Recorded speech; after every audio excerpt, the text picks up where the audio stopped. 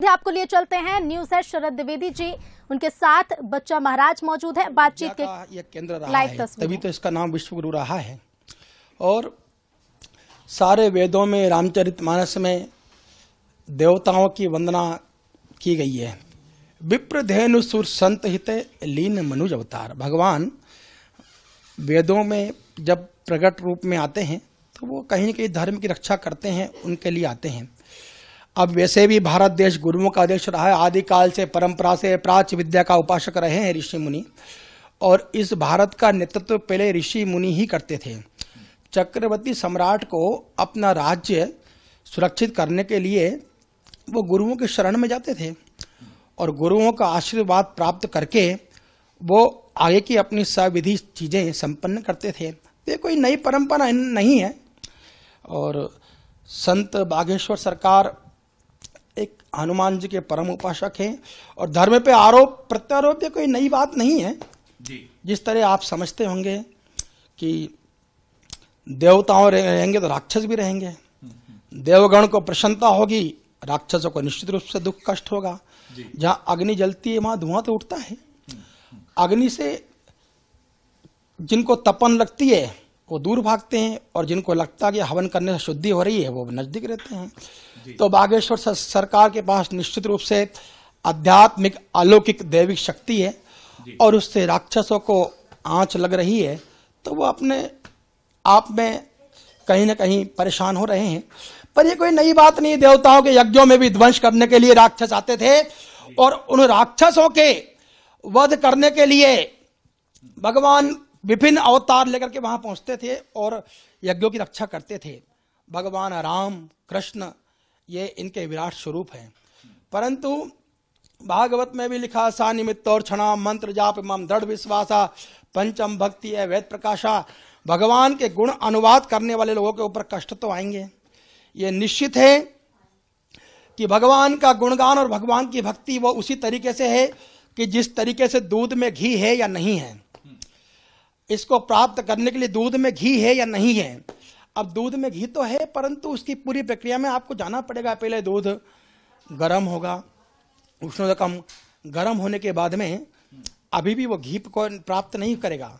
गर्म होने के बाद में उसको पहले ठंडा करने के बाद जमाएंगे, उसका फिर दही होगा, दही के बाद मथन होगा, मथन करने के बाद भी माखन ही आया है, अभी घी प्राप्त नहीं हुआ। फिर ये अग्नि पर जाकर के और ये शुद्ध होगा तब ये घृत बनेगा। उसी तरह ये आध्यात्मिक युग है और ये आध्यात्मिक युग को आप विज्ञान और अध्यात्म को लड़ा क्यों रहे हैं आप? इन दोनों को मिक्स कर दो आप तो एक नई चीज पैदा हो जाएगी और वो पैदा हो भी रही है।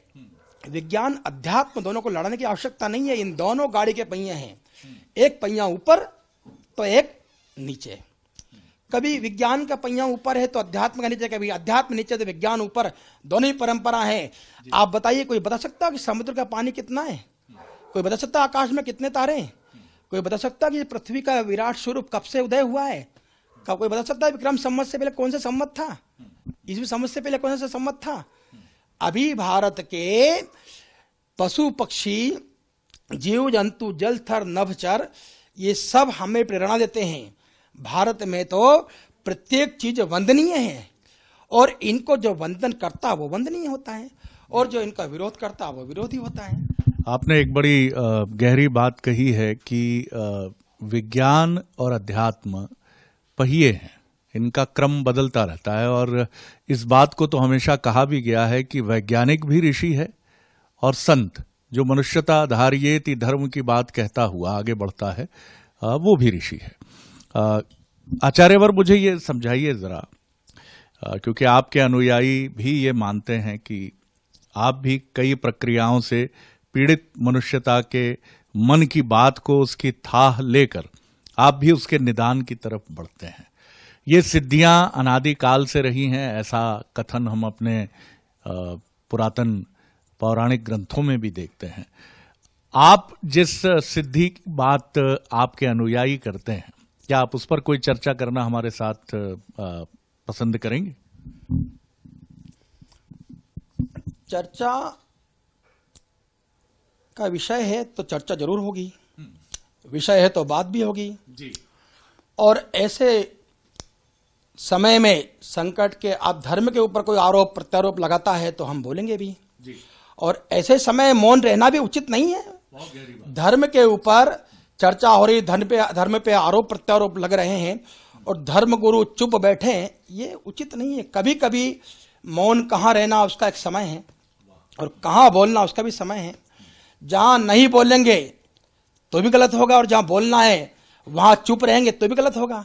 इसलिए यहां हमें बोलना है और हम यही कहेंगे कि देखिए, आरोप प्रत्यारोप धर्म के ऊपर लगाना ये कोई नई बात नहीं है। रिश्ते क्या हो रहा है, ये तो और ज्यादा। सूर्य को आप सोते समय कुछ सबको सूर्य पसंद नहीं है। जो आलसी होगा वो कमरे के ऊपर खिड़की में से भी यदि सूर्य का प्रकाश आएगा तो वो पर्दे लगा देगा। और जिसे सूर्य का आशीर्वाद लेना है वो तो उषा काल में उठेगा। 4 बजे से 6 बजे के बीच उषा काल का जो समय होता है, अमृत काल, इस काल में उठने वाले व्यक्ति को आयुर्विद्या यशोबलम, ये चीजें अपने आप स्वतः प्राप्त होती है। उसी तरह जो आध्यात्मिक व्यक्तित्व से जुड़े हुए हैं, जो आध्यात्मिक शक्तियों से जुड़े हुए हैं, उसको तो इसमें आनंद आ रहे हैं। और जो जिनके मन में भगवान के प्रति जरा सा भी भाव नहीं है, अब बागेश्वर सरकार से कष्ट उन्हीं को हो रहा है। ये कहना का तो वो हुआ कि जिनको खाने को नहीं मिला वो लोग अपने आप में भौंक रहे हैं और जिनको खाने को मिल रहा है वो अपने आप में शोभायमान हो रहे हैं। तो बागेश्वर सरकार का विरोध क्यों कर रहे हो आप? उनसे जुड़ के उनका आशीर्वाद लेके अपने जीवन को किरदार करो। हाँ, हमारे शिष्य हमारी परंपरा में जो जुड़े हुए हैं वो तो हमसे मिलने के बाद यही कहते हैं कि बागेश्वर सरकार निश्चित रूप से शक्ति पुरुष जरूर होंगे। हमारे गुरुजी ने भी हमें इस प्रकार की साधना शक्तियों का आशीर्वाद दिया है और ये क्या नई बात थोड़ी है। भारत में तो ऐसी विद्याएं हैं जिनमें कोक शास्त्र अंग्रेजों ने जला दिए, नहीं तो भारत में तो कोक शास्त्र भी थे जिससे पशु पक्षियों की आवाज पहचानने की शक्ति होती थी।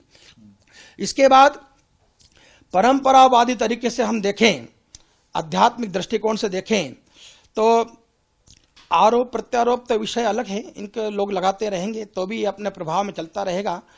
परंतु शास्त्र के ऊपर यदि बात कहें तो ऋग्वेद का पहला मंत्र है अग्निमीले पुरोहितम यज्ञ देव मृत्युजम होतारम रत्न धातमम अग्निना रई मश्नवत पोषमेव दिवे दिवे यशम वीरवत्तमम अग्नि पूर्वे भिष्टि भिड्यो नूतनैरुता स देवा एह बक्षति यदांग गदाशुषे तो मग्ने भद्रम करिष्यति। तो वेदों में अग्नि की उत्पत्ति पहले हुई है और अग्नि की उत्पत्ति कैसे हुई है, अग्नि का स्वरूप कैसे हुआ है, ये हमारे ऋषि मुनियों ने हजारों साल पहले लिख दिया कि भाई चंद्रमा का स्वरूप जो है श्वेत वर्ण का है, मंगल का कलर लाल है, सूर्य का स्वरूप रक्त वर्ण का है। ये पहले उन्होंने बातें लिख दी हैं। बृहस्पति पीला रंग का होता है, शुक्र श्वेत वर्ण का है, शनि कृष्ण वर्ण का, ये तो पहले लिख दी है। और राशि 12 राशि होती है जी। और ग्रह मेन कितने होते हैं? 7 होते हैं। राहु केतु इन ग्रहों में नहीं है। कौन कौन से ग्रह? सूर्य सोम मंगल बुध गुरु शुक्र शनि, 7 ही वार होते हैं और 7 ही ग्रह होते हैं। और 12 राशि 12 राशि होती है। 12 सती 84 लाख योनियों का संबंध जुड़ा हुआ इन 12 राशि से और 7 ग्रहों से। आप कैसी बात कर रहे हैं? और बताने का भाव का, हाँ, अंतर्दृष्टि से बंद आंखों से जब दिव्य दृष्टि प्राप्त होती है तो ध्यान रखना, विवेकानंद ने जाकर के अमेरिका में शिकागो शहर में 0 पॉइंट पर जब बोलना शुरू किया था तो उन्होंने क्या बोला था, कैसे बोला था? ये अपने आप में वैज्ञानिकों के लिए शोध का विषय था कि जिसको 0 पॉइंट पे बोलने का कहा था उसने इतना बोलना शुरू किया कि सारे नगर के अवार्ड विवेकानंद जी के नाम हो गए थे। तो भारत तो गुरुओं का देश है और यहाँ पे गुरु परंपरा में वो शक्तियां हैं, वो धारा प्रभाव ऊर्जा है जिसके बल पे विश्व वंदनीय लोग भारत रहा है। तो भारत विश्व वंदनीय क्यों हुआ? भारत गुरुओं का देश क्यों रहा? भारत धन्य क्यों है? धन्यास्ते भारत भूमि भागे क्यों बोलते हैं? क्यों कि यहां देवता लोग भी जन्म लेने के लिए तरसते हैं। वो क्यों तरसते हैं? कि वो यहां आकर किसी अन्य लोक की स्थापना करते हैं। इसीलिए भारत में गुरुओं का पहले भी साम्राज्य रहा, आज भी गुरुओं का साम्राज्य है और अनादिकाल तक ये चलता रहेगा। क्योंकि सत्य सनातन वैदिक धर्म परंपरा ये अनादिकाल से चली हुई आ रही है और इसका आदि भी नहीं और अंत भी नहीं। ये आपने बड़ी गंभीर बात कही। 1-2 प्रश्नों के साथ मैं विराम दूंगा चर्चा को। क्या आप इसे